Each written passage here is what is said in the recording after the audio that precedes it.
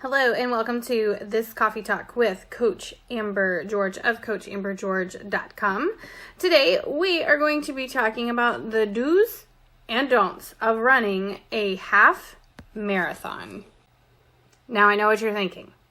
And you are thinking, will you please go wash your hair? And while you're at it, make an appointment and go get your hair done because your roots are horrendous.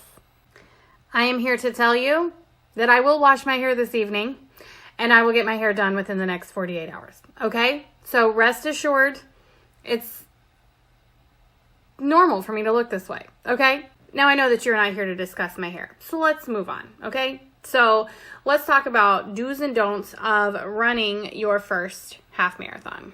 Okay, sarcasm aside, the number one don't of running your first half marathon is don't run only 8 miles during your plan and then think that you can run another 5 miles on race day. It's not going to happen.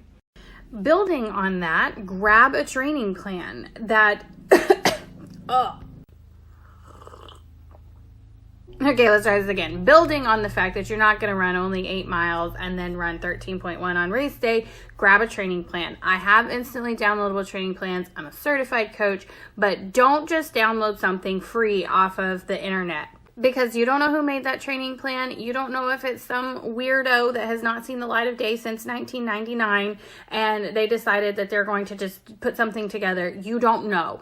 So make sure that it comes from a professional. Moving on to something that is just as important as training plans is do not, for the love of all that is, compare yourself to other runners. Just don't do it. You don't know where they are in their journey. They don't know where you are in your journey. You are on your own journey.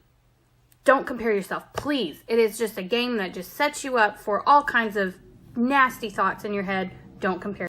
The last don't is don't buy brand new shoes right before the race, okay? If you want new shoes before race day, buy them at the beginning of your training. That way you can break them in throughout your training and they don't kill your feet on race day. Moving on to the do's of half marathon training. And to be completely honest with you, I only have 2 do's because, and I used to have this whole list of do's and don'ts and this and that, and it was just too much. Keep it simple, okay? I only have 2 do's, and here they are. Do number 1, choose a local race if possible, and I'm talking within an hour driving distance from your house. The reason for this is because when we travel, our bodies do weird things. And if you're not sure how you're going to react to a race to begin with, plus the fact that you're traveling, it just kind of sets you up for kind of a crappy race. So choose a local race if possible for your first race. Last but not least, carry your water bottle with you. I know it sucks to carry water with you while you're training, but grab a belt that you can put your water bottle in, carry it with you in your hands. Whatever you have to do, stay hydrated while you're training. It's now time to run. I have a more detailed blog post actually on my blog about this, but this gives you the quick highlights of the top things you need to know when training for a first half marathon. So that said, the link to that is in the description of this video. The link to training plans are in the description of this video. But just remember that as you train for your first half marathon, it's going to be hard work, but you can totally do it. Stay focused, follow the plan, put one foot in the front of the... Wow.